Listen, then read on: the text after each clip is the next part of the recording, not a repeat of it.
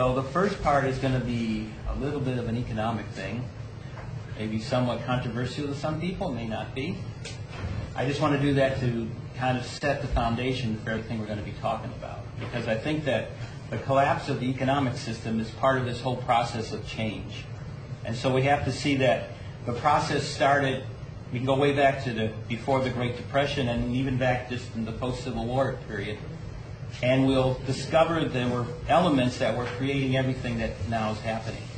That's the first thing we have to realize, is that it just didn't suddenly happen, or it wasn't just a bunch of crazy people over the last 8-9 years doing this.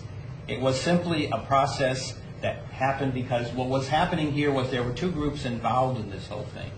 The first group was the Anunnaki at that time, because their principal concept was to help their minions, which are the people on this planet, to go forward and create this kind of like slave reality that they wanted to create. So the first part they had to do was to destroy the basic aspects of what this nation was about. So actually we can go start with actually the beginning of this country, and you'll see this whole group working forward, and you'll see that the Civil War was actually part of a whole process, because what happened was, to give you a little quick beginnings here, at the time of the U.S. Constitution and before that the Declaration, basically the United States was economically divided into three different parts. There was the frontier, there was the South, which was the economic powerhouse of the nation at that time. The United States monetarily was created because of the tobacco and cotton grown all in this area down here. And of course, this area didn't start off with that till after the 1820s, after the War of 1812, because originally it was the Carolinas, Georgia, and north into Virginia. This area was producing most of it, and then you had the very fledgling manufacturing up in New England and the Mid-Atlantic states, and they were very infantile in terms of what would later happen after the Civil War and the beginning and during most of the last century. So what you then have is the South tends to be divided into two groups of planners. One group is very liberal, very open, Thomas Jefferson, etc.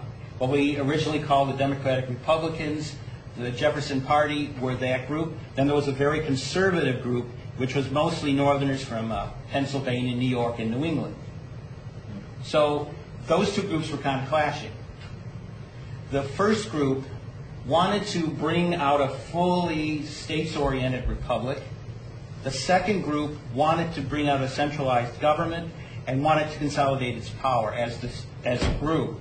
So the issue that would be the main issue that the North would use, and this was not just the North proper, because what happened was slavery was in the North until the 1790s. So you've got to realize that at the time of the U.S. Constitution, slavery was still in New York, Massachusetts, New Jersey, and Pennsylvania. This is, if you read the old diaries of recently liberated under the new law set up in the 1790s of different black families, you'll see this whole process in operation.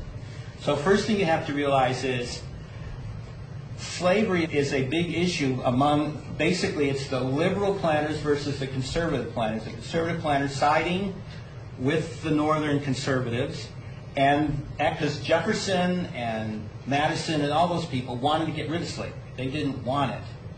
They're really the start of the abolition of slavery, is these liberal planners, mainly the so-called Virginian dynasty.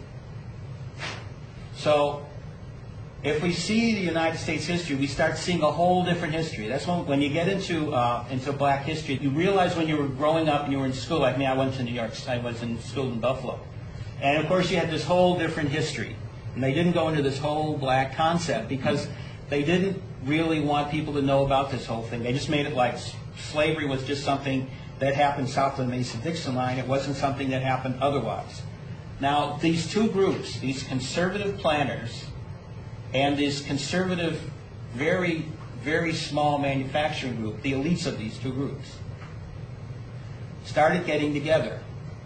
And so the first part of this is the U.S. Constitution. The Constitution basically, if you look at the document, without the Bill of Rights, it's a very strict kind of group. It's almost like a republic from, let's say, ancient Greece or from the time, let's say, a more modern time of Venice, which had the leader, which was almost tyrannical, called the Doge, or the Doge, depending on which way you want to pronounce it. I always like to call him the Doge. I thought it was kind of...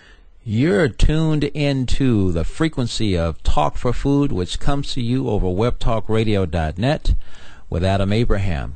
And we are tuned to the introduction of a workshop by Sheldan, Nidle, author of Your First Contact, You're Becoming a Galactic Human, that was done in Montgomery, Alabama. This is a Talk for Food exclusive. You are the first outside of moi and the people that filled this beautiful home that were present, who came from actually all over the country to participate and hear and be part of this experience. Let us continue. But anyway, the thing is, that was the concept that they were putting together, which was counter to the concept that John Locke put together when he created the documents for the Glorious Revolution of 1688-1690, which created the modern concepts of the English Parliament as being supreme over the royal family. Before then, it was pretty much, England was pretty much an absolute monarchy, pretty much like everything else it was in Europe. So that really established that whole concept.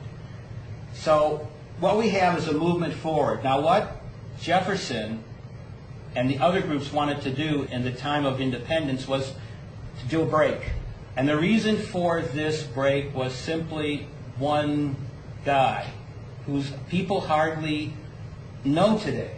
And because of that, you have to realize that when the revolution began, the last thing any colonist thought of, except for the most radical, was independence. And then suddenly Thomas Paine shows up and writes Common Sense. 8 months after it's published, in January 1776, we've got a country. And as a matter of fact, during the entire revolution, it was used just like Mao's book was used during the Communist Revolution in China. Passwords, phrases, if you didn't know them, they didn't consider you to be a revolutionary, they considered you to be a Tory, was for the king. So this was very important. And of course, today hardly anybody knows about Thomas Paine. Paine was a very radical person. He not only created the basic documents that started off the American Revolution, he also was a major part in the French Revolution. He created the Declaration of the Rights of Man. So he's responsible indirectly for the Constitution's preliminary predecessor, which is, of course, the Declaration, and the other declaration. So he's quite a person. Now, let's move forward. I just wanted to give you this different history because I love history.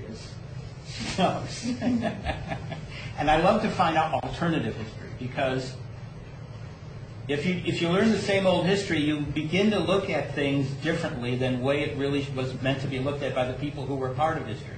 So you have to understand that. Now the other thing is, we were talking about this conservative group and this liberal group. So now when the Constitution comes out, nobody wants it. Just 7 states out of the 13 say yes. The reason is because they want the Constitution to mimic what was in the Declaration. So the Bill of Rights is created. There are originally 14 documents down to 10. Those are the first 10 amendments. And that's what got the Constitution to happen. So what we have to realize is the Constitution really is consisting of 2 documents. A very strict republic and this very open set of documents that's all about creating what we now call the American democracy. Now in this section, Sheldan discusses and describes the unfolding of what became the group that many have called the Illuminati, a somewhat a mysterious group, and there's a lot of information about it, but this, we talk about the origins of it. You won't find this in any history book so far. And this is a very important thing because when this happens, the conservative group in the North starts gathering strength.